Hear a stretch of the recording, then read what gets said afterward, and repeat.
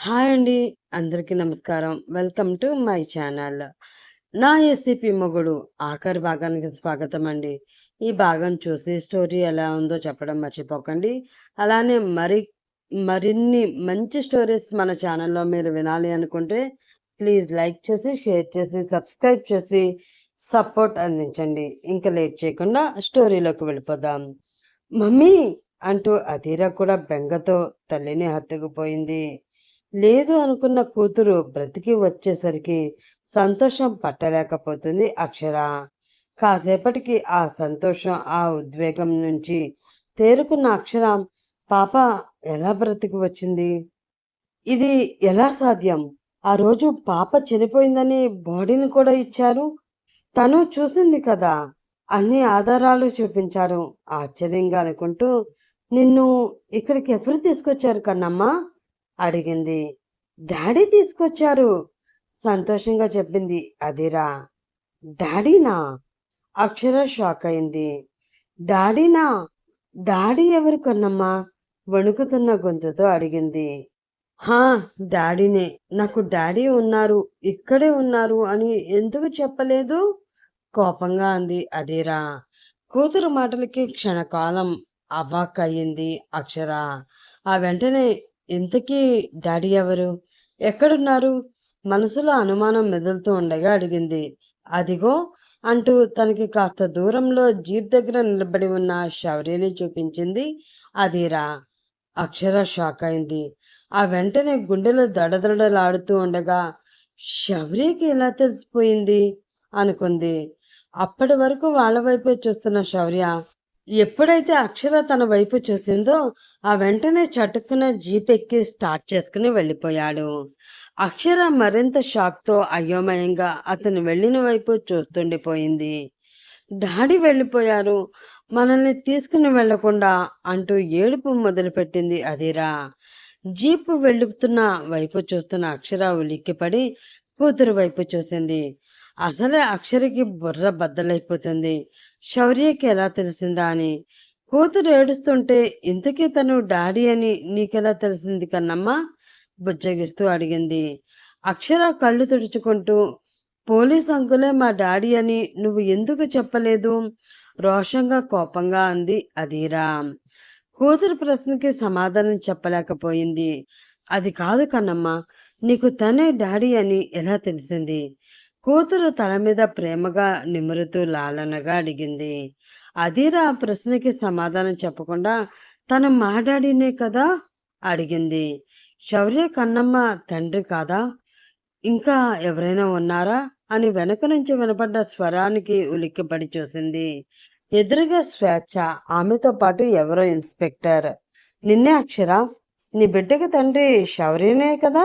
చెప్పు, అసలే నీ కూతురు తండ్రి కోసం అల్లాడిపోతుంది.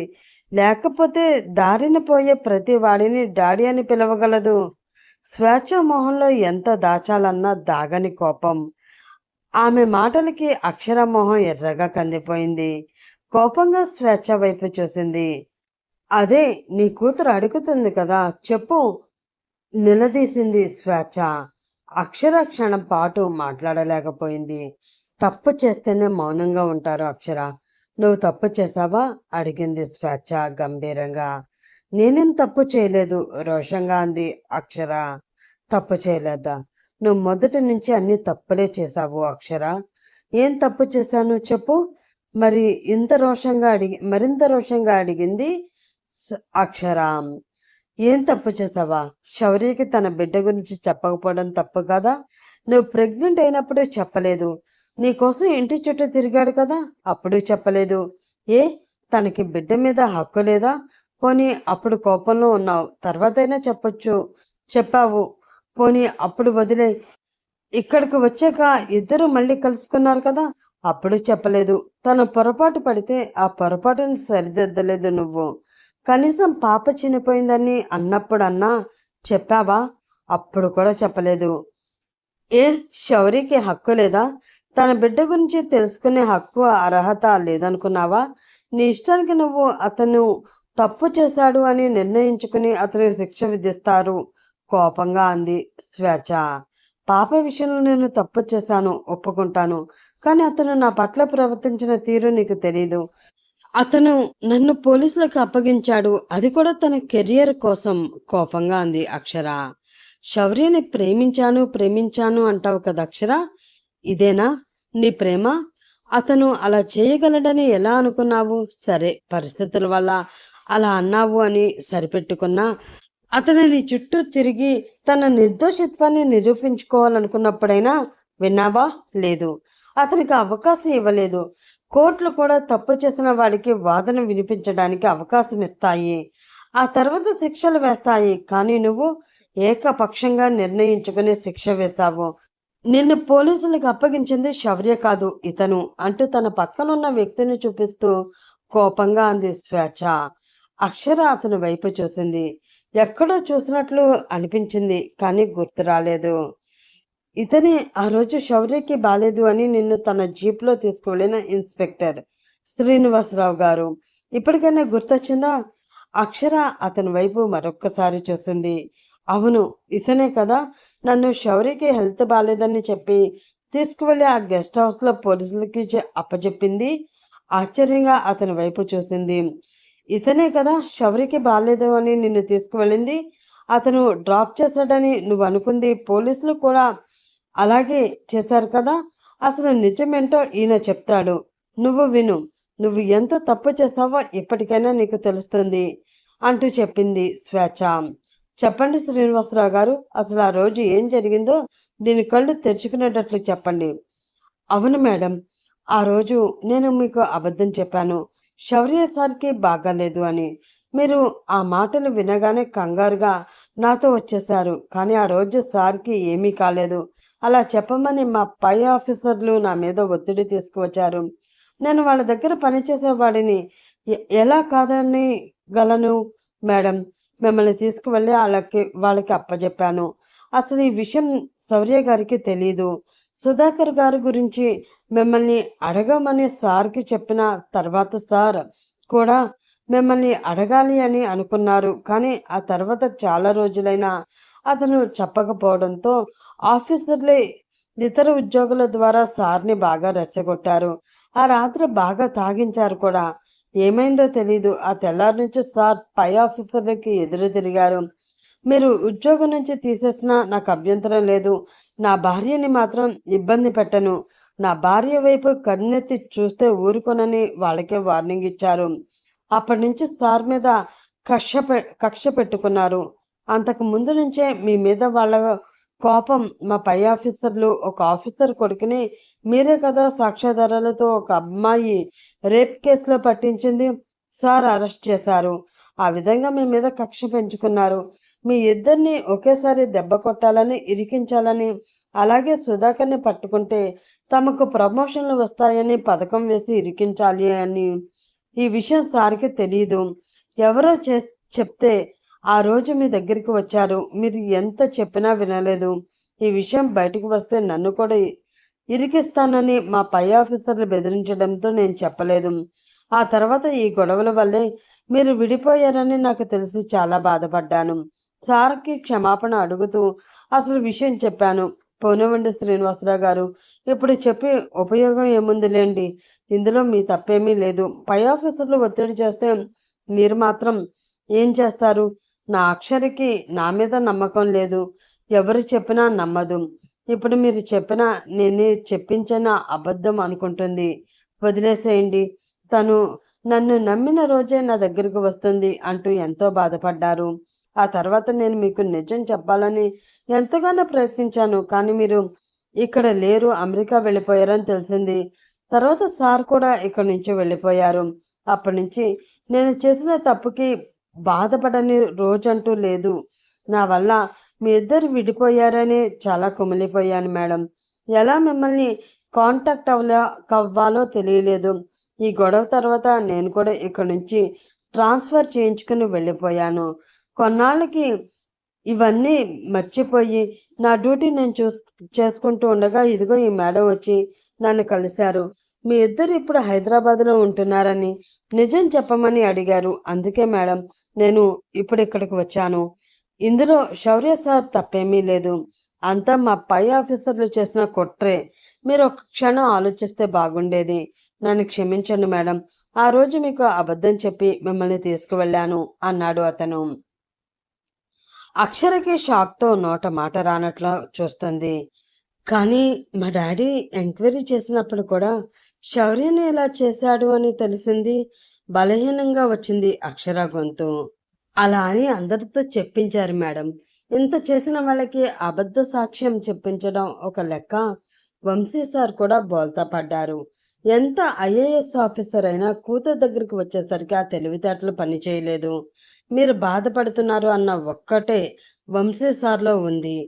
అందుకే మీరు బాధ మీరు పడ్డ బాధకి సరైన శిక్ష వేయించాలి అనుకున్నారు.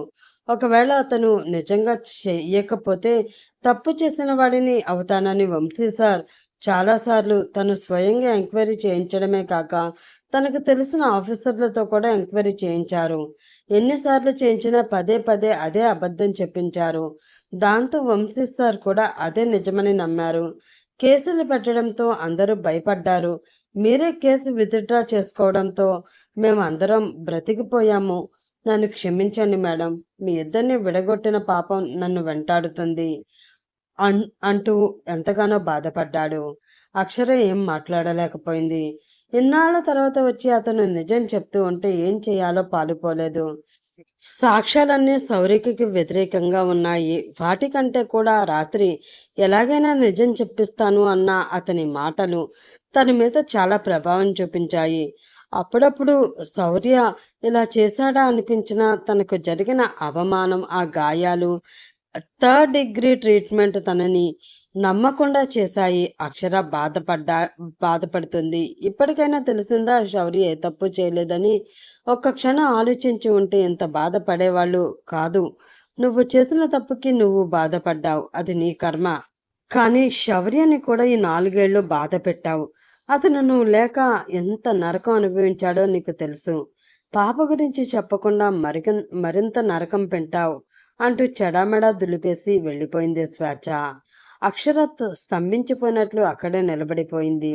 ఏం చేయాలో పాలుపోలేదు. శౌర్య ముందుకు వెళ్ళడానికి ధైర్యం చాలలేదు. అన్నిటికంటే ఆమెను బాధ పెట్టింది అధీరా విషయమే. దీనికి తాను ఎలా సమాధానం చెప్పగలదు? మమ్మీ, డాడీ దగ్గరికి వెళ్దాం రా, తెగ గోల పెట్టేసింది అధీరా. అక్షరని ఒక్క క్షణం కూడా నిలవనివ్వలేదు. వెళ్దాంలే కన్నమ్మ, మనం ఇంటికి వెళ్ళి తర్వాత డాడీ దగ్గరికి వెళ్దాంలే. ముందుకు వెళ్ళడానికి ధైర్యం సరిపోవడం లేదు అక్షరకి. తల్లికి ఈ విషయం చెప్పి ఏం చెయ్యాలో అడగాలి అనుకుంది. ఇంతలోనే తల్లి తనను ఏ విధంగా వాయిస్తుందో కళ్ళ ముందు మెదిలింది. ఎటూ పాలుపోలేదు. అధీరా ఒప్పుకోలేదు. నో, ముందు డాడీ దగ్గరికి వెళ్దాం. డాడీ నాకు ఐస్ క్రీమ్ ఇప్పిస్తాను అన్నారు. నన్ను తీసుకుని వెళ్లకుండా వెళ్ళిపోయారు. నువ్వు రా అంటూ ఏడుపు మొదలుపెట్టింది. అక్కడ ఉన్న అందరూ వీళ్ళ వైపే చూస్తున్నారు. ఇక కూతురు గోల భరించలేక ఎప్పటికైనా అతనికి ఎదురు పడక తప్పదులే అనుకుంటూ అధీరాని కారులో కూర్చోబెట్టి స్టార్ట్ చేసింది. వెళ్తుందే కానీ భయంగానే ఉంది. ఇప్పుడు శౌర్య అడిగే ప్రశ్నలకు తను ఎలా సమాధానం చెప్పాలి అనుకుంటూ, కన్నమ్మ, ఇన్ని రోజులు నువ్వు ఎక్కడ ఉన్నావు? అధీరా మొహం మీద పడుతూ ఉన్న జుట్టుని పైకి తోస్తూ ఆమెని చూస్తూ అడిగింది. నేనా? నాని దగ్గరున్నాను. మనకి ఆ ఊర్లో పెద్ద మేడ ఉంది కదా, అక్కడ. అక్షర ఆశ్చర్యంగా కూతురు వైపు చూసింది. నాని దగ్గరా? అంది. మమ్మీ, నాని దగ్గర ఆ రోజు హాస్పిటల్లో చూసాము. ఆ నాని దగ్గర. మరొక ఊర్లో మనకి పెద్ద ఇల్లు ఉంది. అక్కడ నేను, నాని, తాత, బాబాయ్ ఉన్నాము. నన్ను బాగా చూసుకున్నారు. తాత కూడా నాతో బోలెడన్ని గేమ్స్ ఆడారు. మన ఇంట్లో నాని ఎంత ప్రేమగా చూసిందో అలాగే ఆ నాని కూడా నన్ను బాగా చూసింది. డాడీ మాత్రం అక్కడ లేరు. అప్పుడప్పుడు వచ్చి చూసేవాళ్ళు. నువ్వు వర్క్ మీద వేరే ఊరు వెళ్ళావని తర్వాత వస్తారని చెప్పారు. నాకు నీ మీద బోలెడు బెంగ వేసింది మమ్మీ. మమ్మీ దగ్గరికి తీసుకువెళ్ళమని బాగా ఏడ్చాను. అందుకే డాడీ నిన్న వచ్చి నైట్ వచ్చి నన్ను తీసుకువచ్చారు.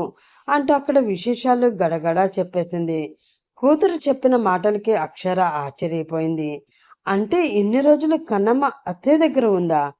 ఆ రోజు హాస్పిటల్‌కి వచ్చినప్పుడు కూడా చెప్పలేదు పాప బ్రతికుందని.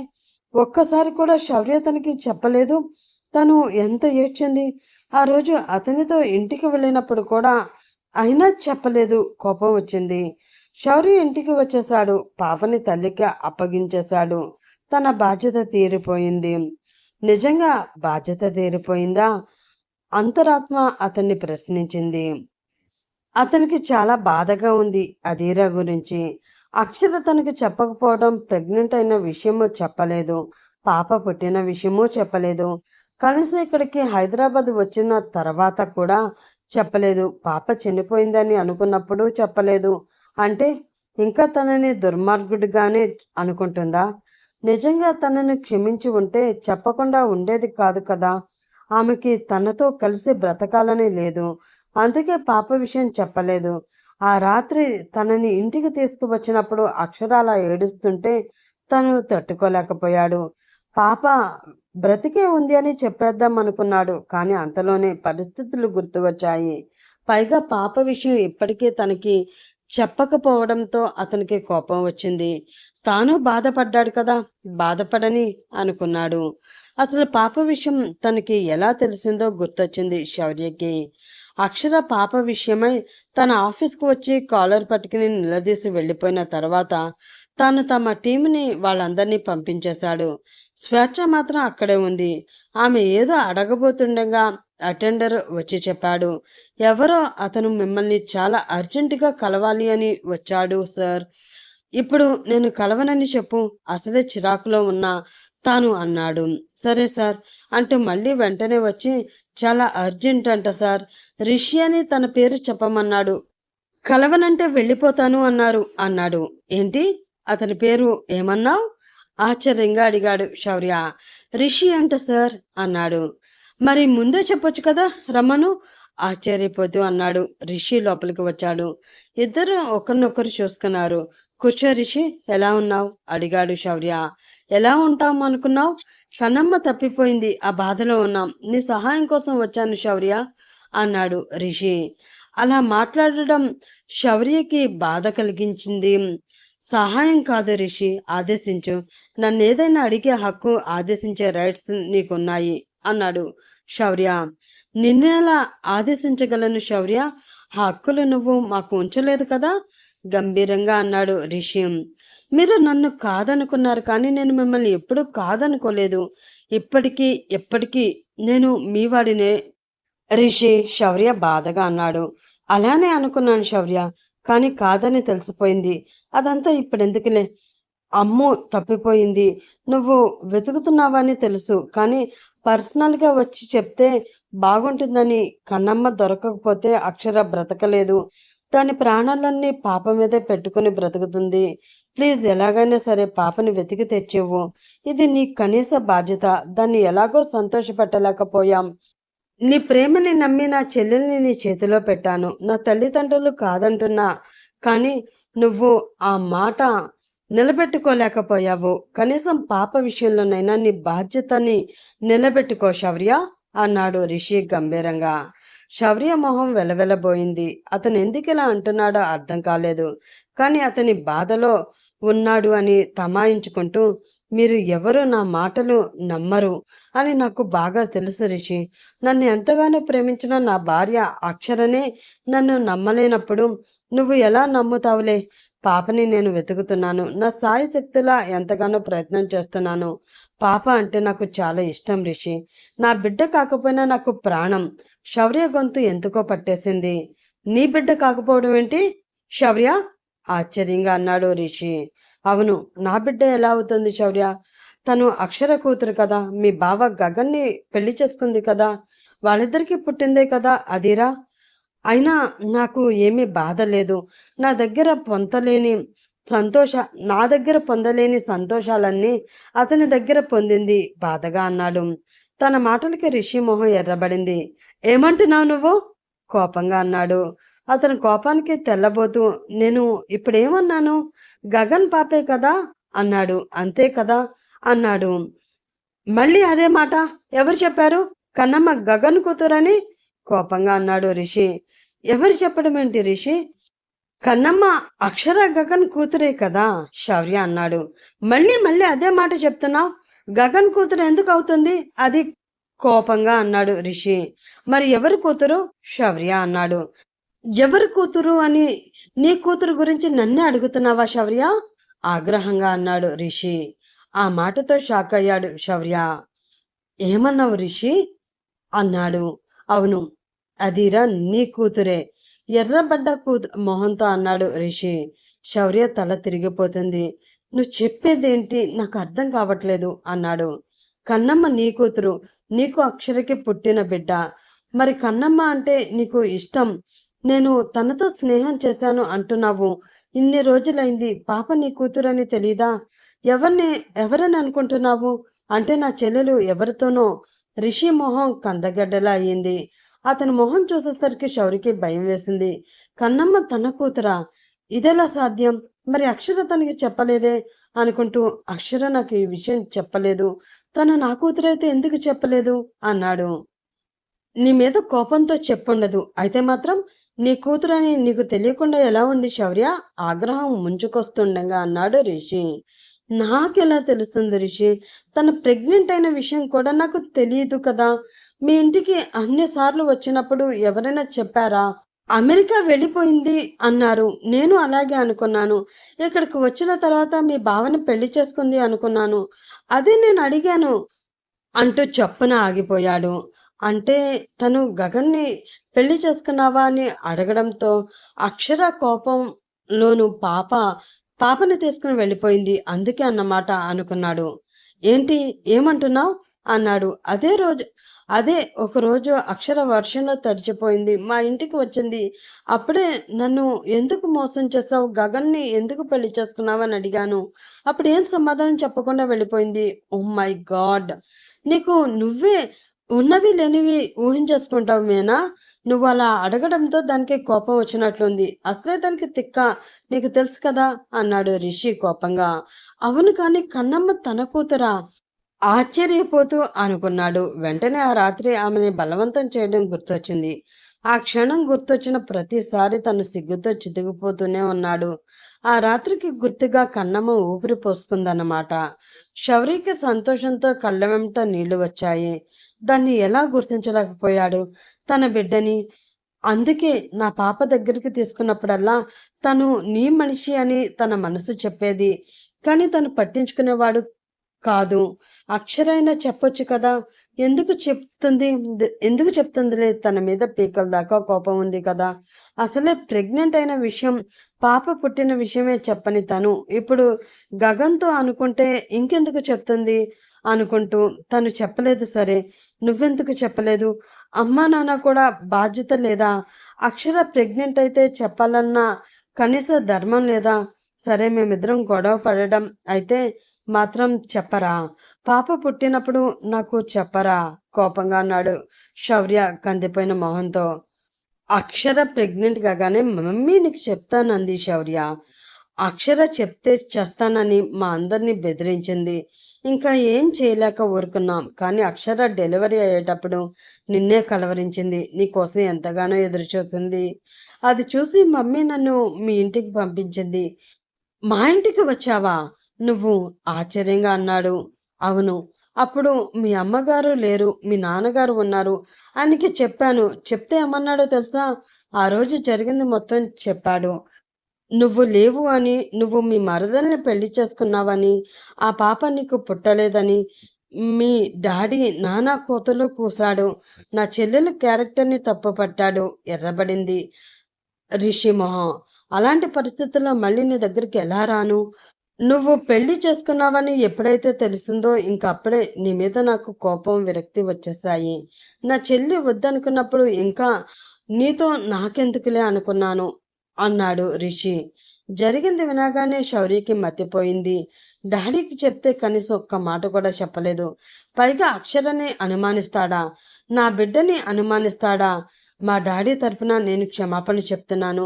నాకు ఈ విషయం తెలిస్తే ఒక్క నిమిషం కూడా ఆగేవాడిని కాదు అక్షరని అంత ప్రేమించిన వాడిని నా మరదల్ని ఎలా చేసుకుంటాను అనుకున్నారు అన్నాడు.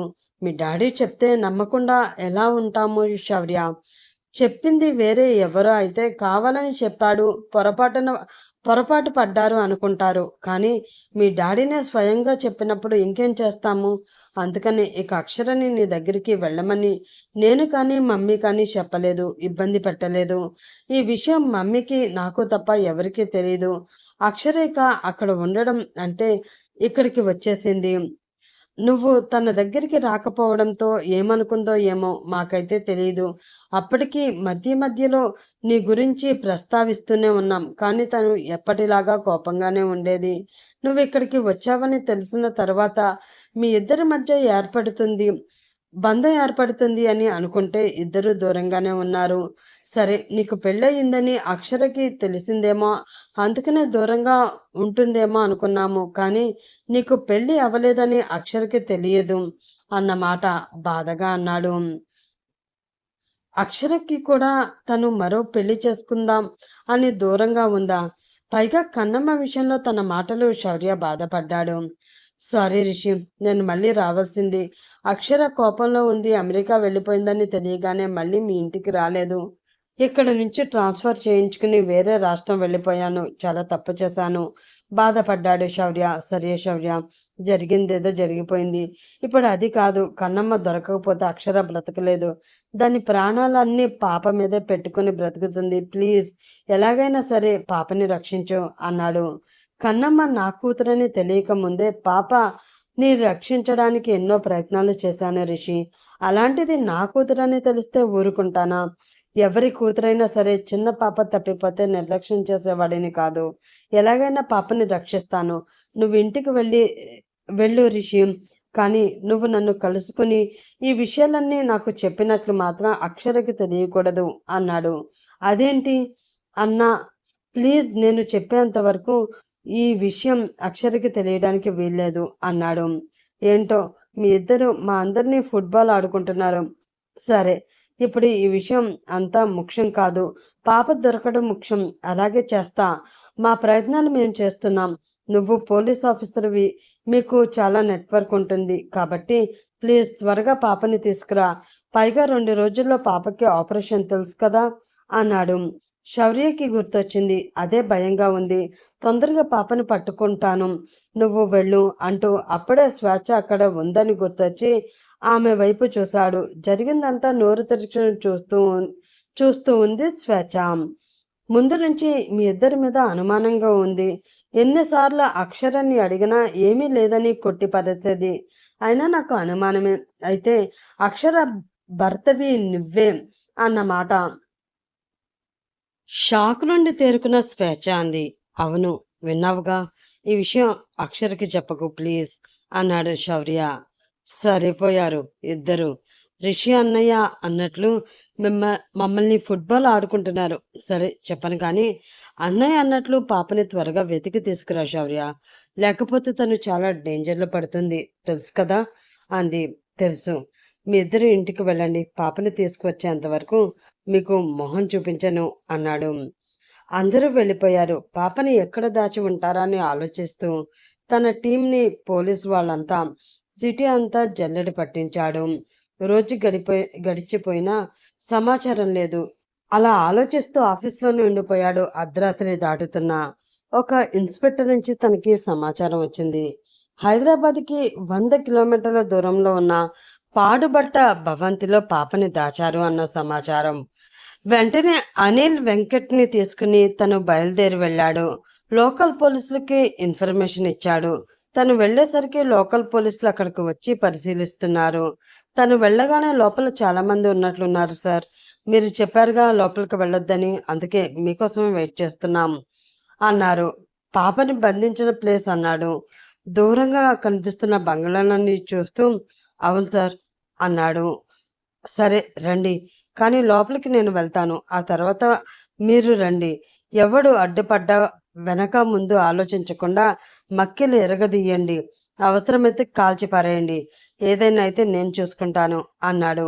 వాళ్ళు తల ఊపారు. శౌర్య శబ్దం కాకుండా లోపలికి వెళ్ళాడు. ఆ భవనం ఎవరు వాడుతున్నట్లు లేదు. మెల్లిగా శబ్దం కాకుండా ఒక్కొక్క రూము చూసుకుంటూ వెళ్ళాడు. ఒక రూమ్‌లో ఒక 10 మంది రౌడీలు కూర్చుని ప్యాకాట ఆడుతున్నారు. పాప కోసం చూశాడు. కుర్చీలో కట్టేసి ఉంది. నిద్రపోతుందో, స్పృహ తప్పిందో తెలియని పరిస్థితి. పాపని చూడగానే హృదయం ద్రవించిపోయింది. నా కన్నమ్మ అనుకున్నాడు. పిచ్చి కోపం వచ్చేసింది. వెంటనే తన టీంని అలర్ట్ చేశారు. అందరూ శబ్దం కాకుండా లోపలికి వచ్చారు. అందరినీ పొజిషన్ తీసుకోమన్నాడు. ఒకేసారి వాళ్ళ మీద పడాలి. వాళ్ళు ఎటు తప్పించుకోవడానికి వీల్లేదు. మంచి సమయం కోసం చూస్తున్నారు. వాళ్ళు జోరుగా ఆడుకుంటూ మాట్లాడుకుంటూ ఉన్నారు. తన సిబ్బందికి సైగ చేశాడు. హఠాత్తుగా వెళ్ళి అందరూ మీద పడేసరికి వాళ్ళకి ఏమీ అర్థం కాలేదు. ఎదురు తిరిగే సమయం ఇవ్వకుండా అందరినీ మక్కిలు ఇరగదీశారు. పారిపోతున్న వాడు కాలు మీద కాల్చేశాడు. అంతే. మిగతా వాళ్ళు భయపడ్డారు. బయట ఉన్న పోలీసులు కూడా వచ్చి వాళ్ళని పట్టుకున్నారు. అప్పుడే అందులో ఒకడు ఫోన్ వచ్చింది. వాడు భయపడుతూ ఉంటే ఎత్తు, కానీ మేము ఇక్కడ ఉన్నట్లు ఏమాత్రం లీక్ చేసినా చూసావా, వాడు కాలు మీద కాల్చాను, కానీ నీ గుండె మీద కాల్చేస్తాను అన్నాడు. వాడు భయపడుతూ ఫోన్ ఎత్తాడు. అవతల నుంచి కాల, జాగ్రత్తగా ఉన్నారా, లేదా పాప కోసం సిటీ అంతా గాలిస్తున్నారు, అందుకే అంత దూరంలో పాపని పెట్టాను, జాగ్రత్త, అటు కూడా రావచ్చు, ఏమాత్రం అనుమానం రాకుండా ఉండాలి. ఒకవేళ మీరు దొరికిపోయారు అనుకుంటే పాపని చంపేయండి, దొరకకుండా చేయండి. ఆ తర్వాత మీరు ఇక్కడ ఉండవద్దు, వెళ్ళిపోండి. మీరు ఎవరో నన్ను కాంటాక్ట్ కావద్దు, నేనే మిమ్మల్ని కాంటాక్ట్ అవుతాను అని అవతల నుంచి చాలా మాటలు వినిపిస్తున్నాయి. ఆగ్రహం ఉవ్వెత్తున లేచింది. మొత్తం విన్నాడు. అలాగే అన్నా అన్నాడు. కాల్లో చెప్పిన ప్రతి మాటకి మీరు అక్కడే ఉండండి, నేను చెప్పినప్పుడు పాపను వేరే చోటకి షిఫ్ట్ చేదురు గాని అని మరిన్ని జాగ్రత్తలు చెప్పి పెట్టేశాడు కాల. శౌర్య గబగబా వెళ్ళి కట్లు విప్పాడు. స్పృహ తప్పి ఉంది పాప. పాపని హృదయానికి హత్తుకున్నాడు. కానీ స్పృహలో లేదు. భయం వేసింది. కన్నమ్మ అంటూ ఎంత కదిపినా లేవలేదు. శౌర్య ఆగ్రహం పట్టలేక అక్కడున్న రౌడీలందరినీ చితకొట్టేశాడు. చిన్న పాపని బాధించడమే కాకుండా తనకి తిండి నీళ్లు కూడా ఇవ్వలేదా అంటూ ఇరగా కొట్టాడు. పోలీసులు ఆపినా ఆగలేదు.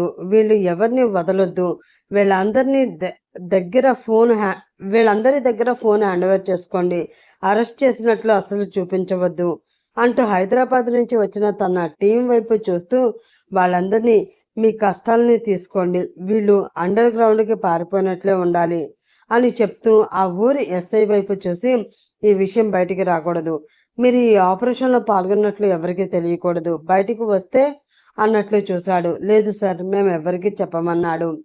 ఇది హైలీ కాన్ఫిడెన్షియల్ కేసు, తెలుసు కదా, సీఎం గారు నాకు ఫుల్ పవర్స్ ఇచ్చారు, తెలుసు కదా, మిమ్మల్ని ఏం చేసినా ఏమీ అనరు అన్నాడు. సార్, మేము ఎందుకు చెప్తాం సార్, ఇలాంటి ఆపరేషన్లు బోలెడు అని చేశాము, మేము అస్సలు బయటికి రాదు అంటూ పాపకి బాలేనట్లు ఉంది సార్, ముందు నాకు తెలిసిన డాక్టర్కి చూపిద్దాం పదండి అన్నాడు. హా అంటూ ఆ ఇన్స్పెక్టర్తో పాటు వెళ్ళి పాపని డాక్టర్కి చూపించాడు. చాలా డేంజర్ పరిస్థితిలో ఉంది అంటూ మెడిసిన్ ఇచ్చాడు. పాపకి ప్రీవియస్గా ఏమన్నా ఇలా జరిగిందా అని అడిగాడు. పాప పరిస్థితి చెప్పాడు. అదే అనుకుంటా సార్, అర్జెంటుగా ఆపరేషన్ చేయాలి, ఇక్కడ కుదరదు, పాపని ఎక్కడికైతే చూపించారో అక్కడికి తీసుకువెళ్ళండి త్వరగా అన్నాడు డాక్టర్. కానీ అంతవరకు వెళ్ళేసరికి పాపకి మొన్న ఏమన్నా అయితే భయపడ్డాడు శౌర్య.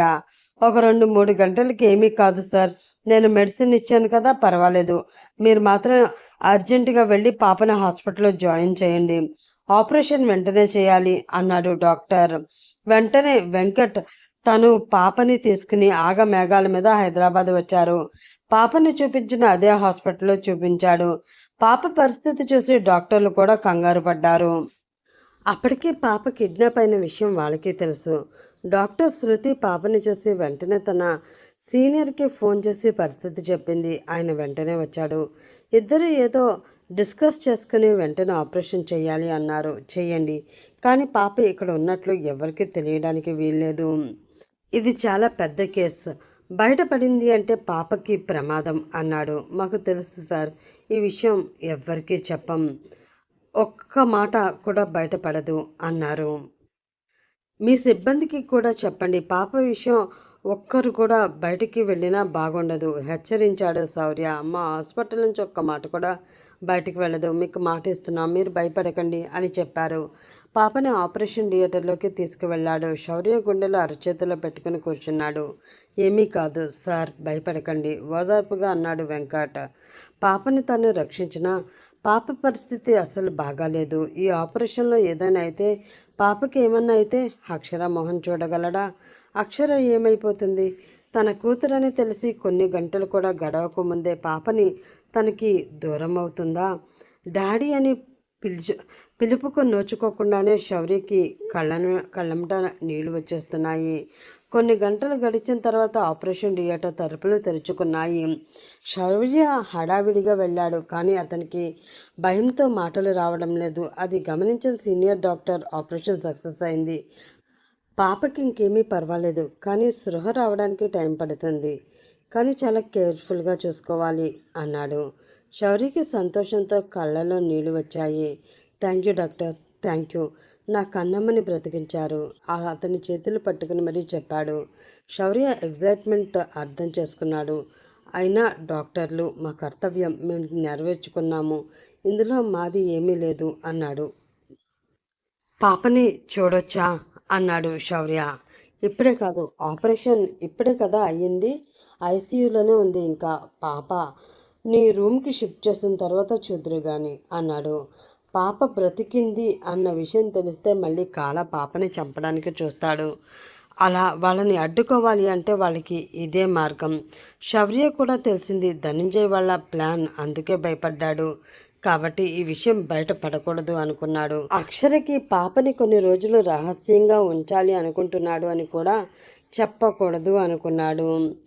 వెంకట్కి చెప్పాడు. పాప వయసున్న చిన్న పాప డెడ్ బాడీ ఏదైనా ఉంటే చూడు వెంకట్ అన్నాడు. ఎందుకు సార్? ఆశ్చర్యంగా అన్నాడు. పాప బ్రతికుందని తెలియడానికి వీల్లేదు. పాప చనిపోయినట్లు సృష్టిద్దాం. ఏ అనాథైనా ఉంటుంది కదా, ఎంక్వైరీ చేయి. పాపలాగే ఉండాలి, రంగు రూపు అంటూ తన ప్లాన్ చెప్పాడు శౌర్య. అలాగే సార్ అన్నాడు. ఎంత వెతికినా అలాంటి డెడ్ బాడీ దొరకలేదు. ఏం చేయాలని ఆలోచిస్తుండగా వెంకట్ వాళ్ళకి రైల్వే ట్రాక్ మీద 3 ఏళ్ల పాప చనిపోయిన శవం ఉందని సమాచారం వచ్చింది. ఆ విషయం చెప్పడంతో ఇద్దరు వెళ్ళారు.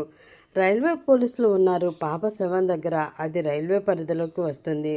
ఆ పాప ఎవరు ఏంటి అని ఎంక్వైరీ చేస్తే పాపకి ఎవరూ లేరని, అనాథని, ఇక్కడ రైల్వే స్టేషన్ దగ్గర తిరుగుతూ వాళ్ళు వీళ్ళు ఇచ్చినది తింటుండేదని తెలిసింది.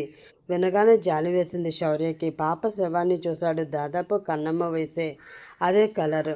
పాపం ఎవరి బిడ్డో బాధగా అనుకుంటూ పాప బాడీని నాకు అప్పగించండి అన్నాడు శౌర్య. సారీ సార్, ఏమీ అనుకోకండి, రూల్స్ ఒప్పుకోవు అన్నారు. సరే, సీఎం గారితో ఫోన్ చేస్తే ఒప్పుకుంటారా అన్నాడు. సీఎం గారా? వాళ్ళు భయపడ్డారు. అవును, మీ పై అధికారులతో సీఎం గారికి చెప్పిస్తాను, వాళ్ళు చెప్తే ఉంటారు కదా అంటూ వాళ్ళు పర్వాలేదు అంటున్నా. సీఎంతో మాట్లాడి వాళ్ళ పై ఆఫీసర్లకి చెప్పించి పాపని హ్యాండ్ ఓవర్ చేసుకున్నారు. ఆ తర్వాత ప్లాన్ ప్రకారం రోడ్డు పక్కన పడేసి కన్నమ్మ ఒంటి మీద ఉన్న నగలు తీసుకువెళ్ళి పాపకు వేశారు. తన ప్లాన్ అమలుపరిచాడు. పాప చనిపోయిందని తెలిసి అక్షర ఏడుస్తుంటే తను తట్టుకోలేకపోయాడు. కానీ పాప గురించి చెప్తే మళ్ళీ కాలా దృష్టి పడుతుంది. అంతేకాదు, ఇన్ని రోజులు తనకి చెప్పకుండా పాప గురించి దాస్తుందా? కనీసం పాప తప్పిపోయినప్పుడు చెప్పలేదు, ఈ స్థితిలో చెప్పలేదు. తను మాత్రం ఎందుకు చెప్పాలి? శౌర్య కూడా కోపం వచ్చింది. చెప్పను, ఇప్పుడే చెప్పను అనుకున్నాడు. ఆ తర్వాత పాపకి స్పృహ వచ్చిందని డాక్టర్లు ఫోన్ చేయడంతో మేఘాల మీద వెళ్ళాడు. పాప కళ్ళు తెరిచి చూసింది. సంతోషపడ్డాడు. కళ్ళల్లో నీళ్లు జారుతూ ఉండగా పిలిచాడు. పోలీస్ అంకుల్, నీరసంగా అంది. అంకుల్ అంటుంటే శౌర్య మనసు చివుక్కుమంది. బాధతో విలవిల్లాడిపోయాడు. అంకుల్ని కాదురా, డాడీ ఆకిపోయాడు. ఈ పరిస్థితుల్లో పాపకి చెప్పడం అంత మంచిది కాదేమో, తనకేమో అర్థమవుతుంది అనుకున్నాడు. మమ్మీ కావాలి, మమ్మీ ఏది? భయంగా ఉంది. చుట్టూ ఉన్న ఎన్విరాన్మెంట్ని, తనకి అటాచ్ చేయబోయే ఉన్న వైర్లని చూస్తూ మమ్మీని వస్తుంది, భయపడకు అన్నాడు. మళ్ళీ పాపకి మత్తు కమ్మినట్లుంది, పడుకుంది. పాపకి పరిహారాలు చేస్తున్నారు అన్న సమాచారం వచ్చింది. అటు పరిగెత్తాడు. అక్షరం చూస్తే గుండె నీరయింది. కానీ చెప్పదలుచుకోలేదు. ఒకటి కాల, మరొకటి అక్షరం మీద ఉన్న కోపం. తన పాప గురించి తనకు చెప్పదా? 4 ఏళ్ళు ఈ రహస్యాన్ని దాస్తుందా అని ఒకటే కోపం. తర్వాత ఇంటికి వెళ్ళి, అంటే తండ్రి స్నానం చేయమని, తమ ఇంటి పేరటి వాళ్ళు చనిపోయారని చెప్పడంతో రగిలిపోయాడు. కోపం, ఆగ్రహం ఆగలేదు. తండ్రి వల్లే తనకి ఈ దుస్థితి. ఆ రోజే తండ్రి పాప విషయం చెప్పి ఉంటే తను బ్రతికిలా ఉండేది కాదు. అక్షరని కలుసుకునేవాడు. తన పాపతో, తన అక్షరతో సంతోషంగా ఉండేవాడు. అక్షర కోపం తెచ్చుకున్నా, తనతో కలవకపోయినా తన బిడ్డని తను చూసుకునేవాడు. అక్షర కోపం తగ్గి పాప కోసమైనా తనని అంగీకరించేది. తండ్రి తనని ఇంత ఆనందానికి దూరం చేశాడా? కోపం వచ్చింది. తండ్రిని ఆ బంధువులు ఎవరో చెప్పమని అడిగారు. తండ్రి మౌనం వహించాడు. పిచ్చ కోపం వచ్చింది. వెంటనే అక్కడ ఉన్న టీపాయ్ని పగలగొట్టాడు. అందరూ అదిరిపోయి శౌర్య వైపు చూశారు. చెప్పు డాడీ, చెప్పు. చనిపోయింది ఎవరు? మనకేమవుతుంది? రంకెలు వేశాడు. అందరూ అదిరిపోయి శౌర్య వైపు చూస్తున్నారు. ధరణి కూడా ఆశ్చర్యంగా కొడుకు వైపు చూస్తుంది. అతన్ని అంత కోపంగా పాపం ఎప్పుడూ చూడలేదు ఆమె. శౌర్య రౌద్ర రూపానికి అన్వితకి భయం వేసి అత్తచాటున దాక్కుంది. చూడు, ఈ పెద్ద మనిషి ఈ స్థితిలో కూడా నిజం చెప్పడం లేదు. ఎవరో చనిపోయారట. మనమందరం మైల స్థానాలు చేయాలట. శౌర్య కోపంగా అరిచాడు. ఏంట్రా, ఏమంటున్నావు? ఎందుకురా అంత కోపం? ఎవరో చనిపోతే నీకెందుకురా అంత కోపం వస్తుంది? మన బంధువులే కదా చనిపోయింది. కదమ్మా, చెప్పమను. ఏ బంధువు అని అడుగుతున్నాను కదా. ఇలా స్తంభంలో నిల్చుంటాడేంటి? నాకు అర్థం కావడం లేదు. ఇంతకీ ఎవరు చనిపోయారు చెప్పొచ్చు కదా. ఇప్పుడు అడుగుతున్నాడు కదా, ధరణి అంది. వినయ్ మాట్లాడలేదు. వామ్మో, వీడికి తెలిసిందా ఏంటి కర్మ? ఇప్పుడు నేను చెప్పాను అంటే నన్ను చంపేస్తాడు. అంత కోపంగా ఉన్నాడు. పాప చనిపోయిందని తెలియగానే ఆ రోజు వాళ్ళ అన్నయ్య వచ్చి పాప పుట్టిందని చెప్పడం గుర్తొచ్చింది. అంటే తన మనవరాలు. ఒక్క క్షణం బాధగా అనిపించింది. పాప చనిపోయింది అని చెప్పాడు. వినయ్ మౌనంగా ఉండిపోయాడు. ఆయన ఎందుకు చెప్తాడమ్మా? ఆయన అస్సలు చెప్పడు. కేవలం ఈయనకి ఎదురు తిరిగి అక్షరాన్ని చేసుకున్నాను అనే ఒకే కోపంతో మేమిద్దరం గొడవలు పడి విడిపోయాం కదా. దాన్ని ఉపయోగించి మా ఇద్దరి మధ్య మరింత దూరం పెంచాడు. శౌర్య కోపంగా అన్నాడు. ఏమంటున్నావురా? కొడుకు అనేదేంటో అర్థం కాక అయోమయంగా అడిగింది. ఇప్పుడు పాప చనిపోయింది కదా, అందుకే మహిళ స్థానాలు చేయమంటున్నాడు. మనందరినీ పెద్ద మనిషి కోపంగా అన్నాడు శౌర్య. ధరణికి మరింత అయోమయంగా అయ్యింది. పాప చనిపోతే మనమెందుకు మహిళ స్థానాలు చేస్తాంరా అంది. ఎందుకు చేస్తామంటే పాప నా కూతురు కాబట్టి. మనందరినీ మహిళ స్థానం చేయమంటున్నాడమ్మా. కళ్ళలో నిప్పులు కురిపిస్తూ తండ్రి వైపు చూశాడు. ఏంటో నువ్వు చెప్పేది? ధరణి షాక్ అయింది. ఆమె కాదు, ఆర్య, అన్విత కూడా. అవునమ్మా, పాప నా కూతురు. ఆ విషయం డాడీకి తెలుసు. అక్షర ఆ సంఘటన జరిగిన తర్వాత తన ఇంటికి వెళ్ళిపోయింది కదమ్మా. ఆ తర్వాత తను ప్రెగ్నెంట్ అని తెలిసిందట. కోపంలో తను నాకు చెప్పలేదు. ఇంట్లో వాళ్ళు చెప్తాము అన్నా వద్దు, చెప్తే చేస్తానని బెదిరించిందట. సరే అని వాళ్ళు చెప్పలేదు. కానీ డెలివరీకి ఇక్కడికి తీసుకువచ్చారంట. అప్పుడు తను నా కోసం కలవరిస్తుంటే రిషి మన ఇంటికి వచ్చాడంట అంటూ జరిగింది చెప్పాడు. కొడుకుకు తెలిసిపోయిందని అర్థమైన వినయ్ తల వంచుకున్నాడు. ధరణి భర్త వైపు అసహ్యంగా చూసింది. ఆర్య, అన్విత కూడా. ఏంటండి, పాప మన శౌర్య కూతురని మీకు తెలుసా? రిషి వచ్చి చెప్పాడా? మరి మీరు ఎందుకు చెప్పలేదండి? ఆవేశంగా అడిగింది. వినయ్ మాట్లాడలేదు. మీరు ఇంతకాలం ఏదో డబ్బు కోసం పాకులాడుతున్నారేమో. చిన్న చిన్న తప్పులు చేస్తారు. శౌర్య మన మాట వినకుండా అక్షరం చేసుకున్నాడు కాబట్టి తండ్రిగా మీకు కోపం ఉంటుంది అనుకున్నాను. కానీ మన రక్తాన్నే కాదనుకునే అంత కోపం అని, మన ఇంటి కోడల మీద అబండాలు వేస్తారు అని నేను ఊహించలేదు. ఇక్కడికి వచ్చిన తర్వాత అయినా చెప్పారా? లేదు. పాప కిడ్నాప్ అయినప్పుడు కూడా చెప్పలేదు. అయ్యో పాప, నీతో అంటూనే ఉన్నాను కదరా అక్షర అలాంటి పని చెయ్యదు అని. కానీ నువ్వే నమ్మలేదు. పాప చనిపోయిందా? ధరణి వెక్కి వెక్కి ఏడ్చింది. నా మనవరాలు అని తెలిసేసరికి తను చనిపోయిందిరా, నేను తట్టుకోలేకపోతున్నాను అని. ఏడవకు మమ్, పాపకేం కాలేదు, బ్రతికే ఉంది అన్నాడు. ఏంట్రా నువ్వు అంటున్నది? అవునమ్మా అంటూ జరిగింది చెప్పాడు. అమ్మ నీ హెల్ప్ నాకు కావాలి అన్నాడు. ఏంట్రా ఇలా అడుగుతున్నావు? నేను నీ అమ్మనిరా చెప్పు. నాన్న నీకేం కావాలి? ఏం చెయ్యాలి? ముందు నా మనవరాల్ని చూడాలి పద అంది. పాప హాస్పిటల్‌లో ఉందమ్మా. ఇప్పుడు హాస్పిటల్‌కి వెళ్ళలేము. పాప దగ్గర ఎవరూ లేరు. పాపని నువ్వే చూసుకోవాలి. ఈ పరిస్థితిలో నేను అక్షరకి చెప్పలేను. అలాగే ఈ విషయం బయటపడడానికి వీల్లేదు అమ్మా. పాపని చంపాలని రౌడీలు చూస్తున్నారు. పాపని రహస్యంగా ఉంచాలి. ఇప్పుడైనా నేను చెప్పేవాడిని కాదు. ఇదిగో ఈయన గారు మైలస్థానం చేయించేసరికి నాకు కోపం ఆగలేదు అమ్మా. బ్రతికుండగానే నేను ఎలా మైలస్థానం చేస్తాను అన్నాడు. ధరణి భర్తని చెడమడ దులిపేసింది. ఇప్పటికైనా కాస్త బుద్ధి తెచ్చుకోండి అంటూ. ఈయనకి జన్మకి బుద్ధి రాదమ్మా. మిమ్మల్ని ఒకటే కోరుతున్నాను. నా పాప బ్రతికి ఉందని ఎక్కడ చెప్పకండి. ఆ ఒక్క సహాయం మీరు చేయండి. తండ్రికి చేతులు జోడించి అప్పటికే చచ్చిన పాము అయ్యాడు వినయ్. తానంతా తప్పు చేశాడు. తనకి కోపం ఉంటే తీర్చుకోవాలి కానీ పాప విషయం చెప్పకపోవడం తప్పే అనుకున్నాడు. హాస్పిటల్‌కి వెళ్దామమ్మా అన్నాడు శౌర్య. అలాగే నాన్న. వెంటనే నా మనవరాల్ని చూడాలి. ఇప్పుడు తనకేం కాదు కదా! ఆపరేషన్ సక్సెస్ అయింది కదా! అడిగింది ధరణి. అయిందమ్మా. కోలుకోవడానికి టైం పడుతుంది అన్నారు డాక్టర్. చాలా జాగ్రత్తగా చూసుకోవాలమ్మా. శౌర్య తల్లిని హత్తుకుని ఏడ్చేశాడు. ఏం కాదులే నాన్న. మనం జాగ్రత్తగానే చూసుకుందాం అంతే అంది ధరణి. బాధపడకు. పాపకి ఏమీ కాలేదు కదా! మనమందరం చూసుకుందాం అన్నాడు ఆర్య. తమ్ముడి వైపు చూస్తూ ఈ విషయం ఎక్కడ బయట పెట్టకండి అంటూ అన్విత వైపు కూడా చూశాడు. లేదు బావా ఎక్కడ చెప్పను అంది. ఆ తెల్లవారి పాప దగ్గరికి తీసుకువెళ్ళాడు తల్లిని. అన్విత కూడా వచ్చింది. ధరణికి ఏడుపు అసలు ఆగలేదు. ఎంత ఆపుకుందామన్నా. అక్షరని తీసుకురారా. తల్లిని చూస్తే కాస్త కోలుకుంటుంది. ధరణి ఎంతగానో బతిమిలాడింది. చెప్పనమ్మా. తను నాకు నా పాప గురించి చెప్పిందా? ఈ పరిస్థితిలో కూడా చెప్పలేదమ్మా. చనిపోయింది. పెద్ద తప్పు చేశాను అమ్మా. నా బిడ్డ ఎవరో తెలుసుకుని హక్కు నాకు లేదా? కనీసం పాప పుట్టిందన్న విషయం కూడా తెలుసుకునే అర్హత నాకు లేదా? నేను చెప్పను మొండిగా అన్నాడు శౌర్య. కాలా గురించి అనే కాదమ్మా. నా పాపని నాకు ఇన్నాళ్ళు దూరం చేసినందుకు తను అనుభవించని కోపంగా అన్నాడు. ధరణి, ఆర్య, అన్విత ఎంత బతిమలాడినా శౌర్య మొండికి వేశాడు.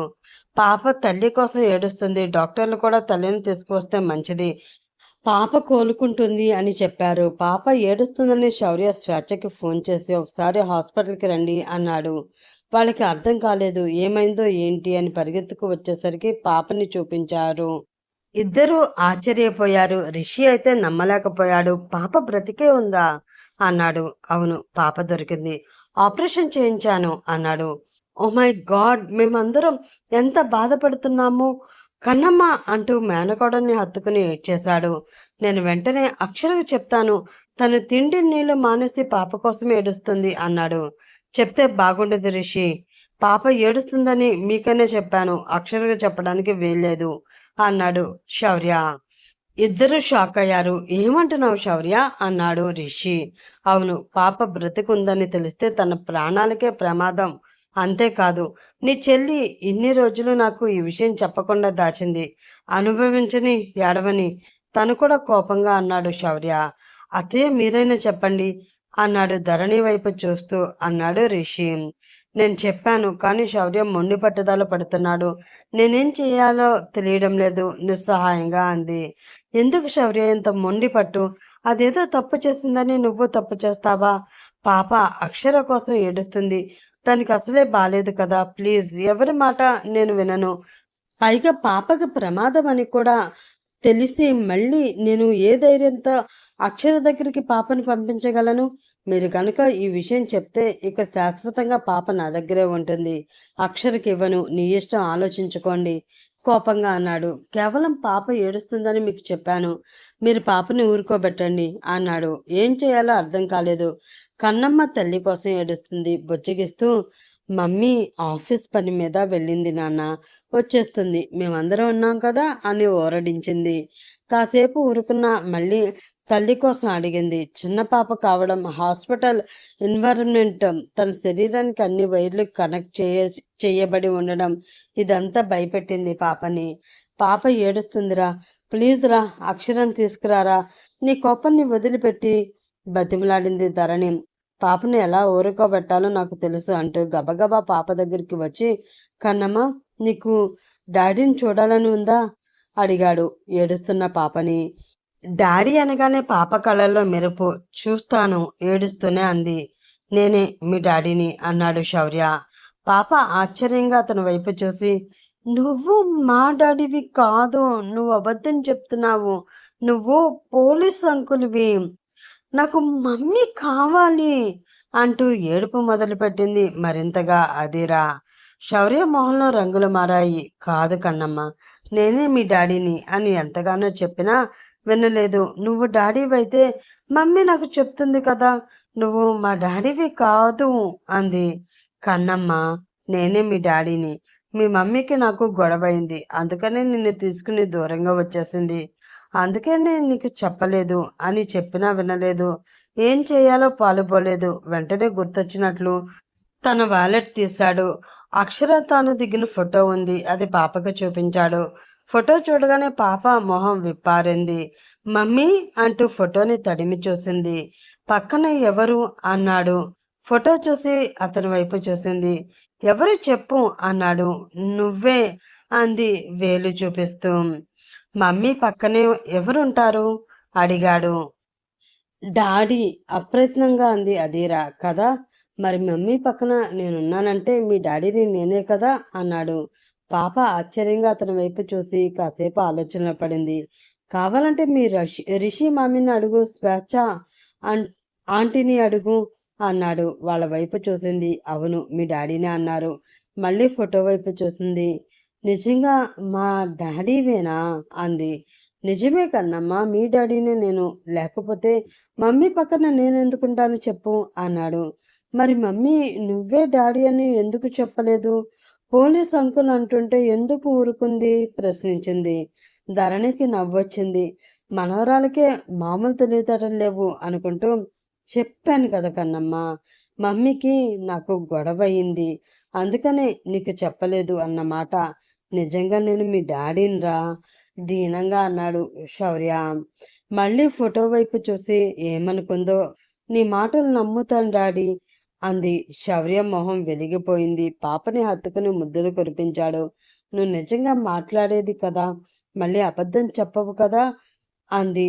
రాగానే అదీరాని హద్దుకుని కన్నీళ్లు పెట్టుకుంటూ, అది లేదు కన్నమ్మ, నేను నిజంగా మీ డాడీని, నువ్వు ఏడవకు అంటూ కన్నీళ్లు తుడిచాడు. డాడీ మమ్మీ కావాలని తీసుకురా అంది. అంత చేసినా మళ్ళీ మమ్మీ కావాలి అంటుంది అనుకున్న శౌర్య, ఆంటీ చెప్పింది కదమ్మా, మమ్మీ ఆఫీస్ పని మీద వేరే ఊరు వెళ్ళింది, కొన్ని రోజులు నా దగ్గర ఉండాలి, ఉంటావు కదా, ఇంతమంది ఉన్నారు నీతో, మరి మమ్మీ లేదు అంది. లేదు కదా అంది పాప. ఓరి దేవుడో అనుకున్న శౌర్య, వాళ్ళు కూడా తర్వాత వస్తారు. అమ్మ నేను చెప్పినట్లు వింటే మమ్మీని త్వరగా తీసుకువస్తాను, లేకపోతే లేదు అన్నాడు. లేదు లేదు డాడీ, నువ్వు చెప్పినట్లే వింటాను అంది. మొత్తానికి ఎలాగైతేనే పాపని మరిపించాడు. కొన్ని రోజుల తర్వాత పాపని డిశ్చార్జ్ చేశారు.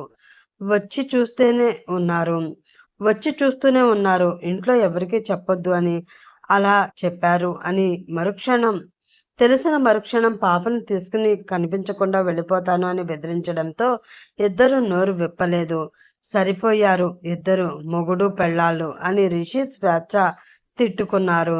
పాపను డిశ్చార్జ్ చేసి తన దగ్గరే ఉంచుకుంటే కుదరదు, రాష్ట్రంలో సృష్టించాలి అని తరలించే కుట్ర పన్నుతున్నారు అని తెలుసు కాబట్టి పాపని తెలిసిన డేంజర్, అక్షర దగ్గర ఉన్న డేంజర్ అని వైజాగ్ పంపిస్తే బెటర్, తల్లి దగ్గర ఉంటుందని మమ్మీ జాగ్రత్తగా చూసుకోండి, పాప బ్రతుకున్న విషయం ఎవరికి తెలియకూడదు, ఏ ఫోటోలు తీసుకుని వెళ్ళి తమ ఇంట్లో దించి వచ్చాడు. డాడీ ఒక హెల్ప్ చేయండి, కొన్ని రోజులు నా కూతురికి మీ ఇంట్లో ఆశ్రయం ఇవ్వండి చాలు, తర్వాత నేను తీసుకువెళ్ళిపోతాను, నా అక్షరం మీద కోపంతో నా బిడ్డకి హాని చేయకండి అన్నాడు శౌర్య బాధగా. కొడుకు మాటలకి వినయ్ మొహం తెల్లగా పాలిపోయింది. మీ ఇద్దరు గొడవలు పడుతున్నారు కదా, అంజలితో నీ పెళ్లి చేస్తే బిజినెస్ పరంగా నాకు ఉపయోగమని ఆ రోజు ఏదో అలా అన్నాను, చిన్నపిల్లలకి హాని చేసేంత దుర్మార్గుని కాదురా అంటూ అక్కడ ఉండకుండా తన గదిలోకి వెళ్ళిపోయాడు. ధనుంజయిని కాలాన్ని పట్టుకోవాలి అని తన పని తాను చేస్తూనే మధ్య మధ్యలో వచ్చి పాపని చూస్తూ వెళ్ళిపోయేవాడు శౌర్య. పాప ఇంకా తల్లిని చూడకుండా బెంగ వేస్తుందని ఏడుస్తుంది. శిక్ష వేయించాడు. తన పాప ఆగట్లేదు, ఇప్పుడు ఏం ప్రమాదం లేదు అని రాత్రి వెళ్ళి పాపని తీసుకువచ్చాడు. అక్షరకి అప్పగించేశాడు. ఇంత జరిగినా అక్షర తన దగ్గర మనసు విప్పి మాట్లాడలేదు, తన దగ్గరికి రాలేదు, తనని క్షమించలేదు, తనతో కలిసి బ్రతకాలి అని అనుకోవడం లేదు. అలాంటప్పుడు పాపని తన దగ్గర ఉంచుకోవడం న్యాయం కాదు అనుకుని ఆమెకి ఇచ్చేసి వచ్చేశాడు. శౌర్య ఎన్ని రోజులు పాపతో గడిపినా మరి కొన్ని గుర్తులను తెచ్చుకుని హాల్లోనే కూర్చుని బాధపడుతున్నాడు. కూతురు చెప్తున్న మాటలు వినిపించుకోలేదు అక్షర. ఎలా ఎదుర్కోవాలన్నదే ఆమె భయం. ఎంత మెల్లిగా కార్ డ్రైవ్ చేసినా ఇల్లు రానే వచ్చింది. హాయ్, ఇంటికి వచ్చేసాము పరిగెత్తుతుంది. సంకోచం, భయం కలిగింది. ఒక క్షణం ఆగింది. ఇంతలో లోపల నుంచి చలం వచ్చాడు. ఆమెను చూసి పలకరింపుగా నవ్వుతూ, వెళ్ళండమ్మా, శౌర్యబాబు లోపలే ఉన్నారు, నేను మార్కెట్కి వెళ్ళి వస్తాను అంటూ వెళ్ళిపోయాడు. ఇంతలో అదేరా పరిగెత్తుకుంటూ వెళ్ళి డాడీ అంటూ పిలిచింది. శౌర్య ఉలిక్కిపడి చూశాడు. పాప డాడీ అంటూ పరిగెత్తుకుంటూ వెళ్ళి అతన్ని హత్తుకుంది. పాపని దగ్గరికి తీసుకుంటూ ముద్దు పెట్టాడు శౌర్య. నన్ను నన్ను మమ్మీని ఎందుకు వదిలేసి వచ్చారు అడిగింది. శౌరికి ఏం చెప్పాలో అర్థం కాలేదు. అప్పుడే లోపలికి అడుగుపెట్టింది అక్షర. ఒక క్షణం ఇద్దరి చూపులు కలుసుకొని ఆ వెంటనే శౌర్య విసురుగా చూపులు తిప్పుకున్నాడు. అక్షర అలాగే నిలబడిపోయింది. తర్వాత మెల్లిగా అడుగులు వేస్తూ వచ్చింది. శౌర్య ఆమె వైపు చూడలేదు. డాడీ, మమ్మీ వచ్చింది అదీరా చెప్తున్నా వినిపించుకోలేదు. శౌర్య, నేను చేసింది తప్పే. పాప గురించి నీకు చెప్పకపోవడం. అక్షర మాట పూర్తిగా ఆకముందే అతను కొట్టిన దెబ్బకి వెళ్ళి సోఫాలో పడింది. కళ్ళ ముందే నక్షత్రాలు కనిపించాయి అక్షరకి. ఆపరేషన్ చేసిన కుట్లు దగ్గర కలుక్కుమంది. నొప్పితో విలవిల్లాడిపోయింది. ఆమె ప్రమేయం లేకుండానే కళ్ళ వెంట నీళ్లు కారసాగాయి. ఎంత ధైర్యం నీకు! ఎంత ధైర్యం ఉంటే పాప గురించి నాకు చెప్పకుండా దాస్తావు మండిపడ్డాడు శౌర్య. హెల్త్ బాగాలేదు, మొన్నే హాస్పిటల్ నుంచి డిశ్చార్జ్ అయింది అన్న విషయం కూడా మర్చిపోయాడు. ఆపుకోలేని కోపంతో మరో చెంప పగలగొట్టాడు. అదీరా భయంతో కళ్ళు పెద్దవి చేసి చూసింది. అది కాదు శౌర్య, అక్షర అంటుండగానే మాట్లాడక అక్షర, మాట్లాడే అర్హత నీకు లేదు. నేను తప్పు చేశానని నువ్వు దూరంగా పెట్టావు. నాతో ఉండడం నీకు ఇష్టం లేదు, అది నీ ఇష్టం, నేను కాదనలేదు. పాపని నీ ఒక్కదానికి సంబంధించింది మాత్రమే కాదు, అది నా పాప. నాకు చెప్పకుండా దాస్తావా? సరే, అప్పుడు కోపంతో చెప్పలేదు, ఇక్కడికి వచ్చిన తర్వాత అన్నా చెప్పావా? గగన్ పాప అంటుంటే మౌనంగా ఉండిపోయావు. నా పాపని ఇంకొకరు పాప అంటుంటే నీకు సిగ్గుగా అనిపించలేదు ఆగ్రహంగా అన్నాడు. అక్షర మొహం అవమానంతో కందిపోయింది. నేనేమీ అనలేదు, నువ్వే అన్నావు రోషంగా అంది. నోరెత్తితే ఇంకొక 4 వాయిస్తాను. అతనికి కోపానికి అక్షర దెబ్బకి నోరు మూసుకుంది. నేను పొరపాటునంటే నీ నోరు పడిపోయిందా? ఎందుకు చెప్పలేదు? పాప కిడ్నాప్ అయినప్పుడు చెప్పలేదు, చనిపోయిందని తెలిసినప్పుడు చెప్పలేదు, పరామర్శించడానికి ఫోన్ చేసినప్పుడు చెప్పలేదు. ఏమనుకుంటున్నావు? నన్ను చెడామడా దులిపేశాడు.